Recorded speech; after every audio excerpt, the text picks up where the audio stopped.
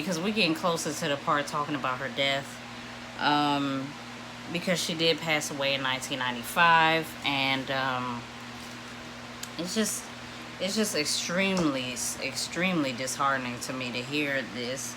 But this part that was left out of the movie, because we all know the movie scene where she did get shot by Yolanda Saldivar. Yolanda Saldivar was in charge of running her boutique and her fan club, and she was caught by her father, by Selena's father, Abraham. She was caught embezzling money out of the fan club and out of the boutique for her own benefit, and she would soon get fired by Selena, and she didn't like that, so she shot Selena.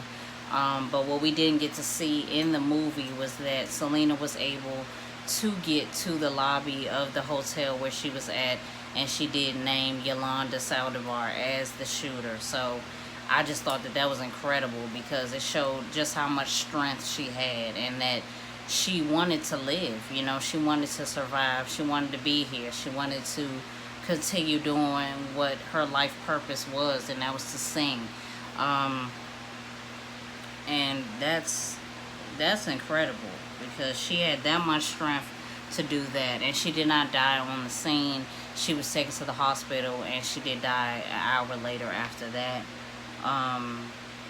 And Yolanda Saldivar was sentenced to 30 years in prison that November of 1995. They named April 16th Selena Day, which is also Selena's birthday, which is cute. Her last album, Dreaming of You, was the first Tanaho album to reach #1 in America, and it went double platinum that same year. And I think that regardless of her dying, I think that it would have still reached #1, because her voice is incredible. Like, me doing this research, I really made sure that I looked at interviews and I watched her sing, and she's captivating. Like, one thing about Selena that I thought was cool was that, because I'm black, okay, so, but I love music. Black people, we love music, any type of music that makes you feel good. And one thing about Selena is that her music always made people feel good. When you hear her voice and you see her perform, you want to know exactly what she's saying, okay? So that's one thing about her that I love. Like, she's one of the only Spanish singers that I want to know, like, what she's talking about. I want to know what it means. I want to know what she's saying. One of my favorite songs of hers is Bidi Bidi Bamba, because she just keeps saying that over and over again, and I always was like, what is, I don't even care what it means. Like, it cranks. Like, I want to dance as soon as I hear that. And the way that she would hit the high notes was like, it was very like her. It was very Latin. It was very culture. It was spicy. She performed with such class. Yes, she was sexy as hell. So it's just crazy. Like, to hear that she died so tragically, it's just sad. But she did have a hell of a lot of success.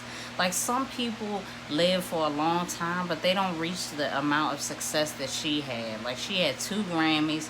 She wrote songs. She was singing Spanish songs. She was about to really cross over. And to me, she already crossed over into American pop music, because everybody knew who she was. Like, she was the top Spanish singer at the time. You know, everybody knew who she was. Everybody looked up to her. Like, she did cross over because she was just her. Like, everybody wanted a piece of Selena, because she was just an amazing performer, an amazing person. She seemed so humble, so poised, so classy, so sweet, and so fun. So I can't even imagine, like, how much more she could have done, you know, if she was still here. And looking at her sister, I'm like, damn, like, y'all whole family, like, her sister is beautiful, just as beautiful as she is. So, I just watched the entertainment, I think it was entertainment, yeah, ET Entertainment interview with her father and her sister, and they were talking about the movie Selena, and they did the interview like 3 years ago, and they were saying like how much it captured the essence of Selena, and the essence of not just Selena but the family, and that J-Lo actually spent time and lived with the family just to get an essence of who Selena was more. And it really showed in the movie. Like they were really close, and it was just cool. Like, I loved the movie. I remember seeing it when I was a little girl, and the ending made me so sad, because I saw how good of a person she was throughout the whole movie, and just to see that she was gone was so sad to me, and I didn't understand why. So I really like doing these type of biopic series, so that I can dig deeper into things that always kind of intrigued me. But so not just her musical success, okay, but she had a boutique.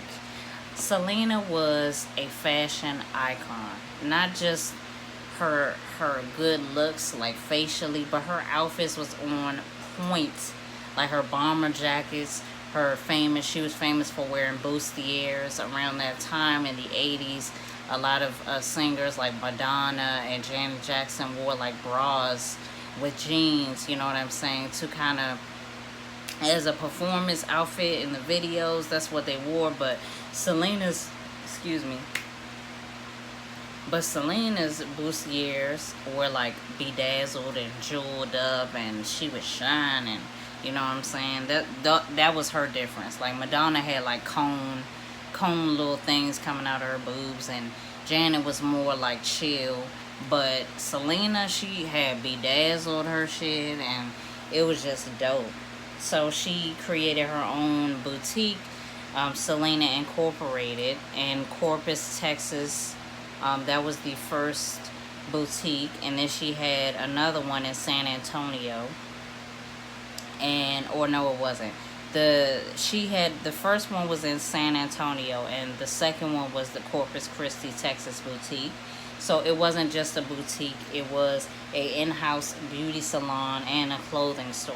So you could go get your hair done, you can go get your nails done, you can get a massage, and then you can go look at some clothes, buy some clothes. So it was like a 3-in-1, and I just like that, because this is how you know that Selena is a bomb ass like woman, because this is like how black people get down and how Spanish people get down. It's like, if we make a business, we want you to get what you paid for. We want you to get everything you can get out of us. You know what I'm saying? We want to offer the most that we can, and that's what she did by having a boutique, a hair salon, and an in-store clothing store right there. Like, you could tell she was just trying to help out the community, okay? She worked with a designer named Martin Gomez, and he helped her bring her vision to life for what she wanted the clothes to look like. So it was clothes, it was hats, it was jewelry, it was bustiers, whatever Selena wanted, she made it happen, and she wanted her fans to also enjoy that as well. Unfortunately, the San Antonio store closed in 1999. She died in 1995, so it did stay open for a couple more years and then closed down. And her husband, Chris, he kept the Corpus Christi, Texas store open for 16 years, so he just closed it in 2009.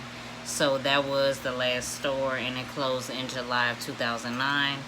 I do wish that he could have kept it open and, work with someone to help him keep it open, so that maybe he didn't have to run it himself or whatever. But I don't know what happened. But I just wish it would have stayed open, But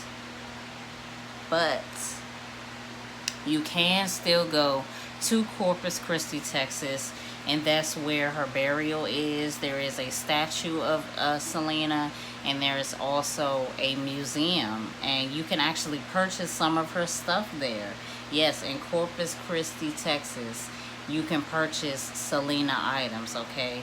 So some of the items that were left from the store, Chris, her husband, he did sell them to her fans, but there's still some items left that are up for sale at the museum. You can go to the museum, check out her performance outfits, and just all her awards and everything. Selena is at this museum, so I want to go. I really want to go. I never really wanted to go to Texas before, but that's a good ass reason to go to Texas. Um, that's probably my reason to go to Texas. Okay. Um, so yeah. Okay. So Forever 21 released a they launched a merchandise line with hoodies and t-shirts and sweatshirts and accessories.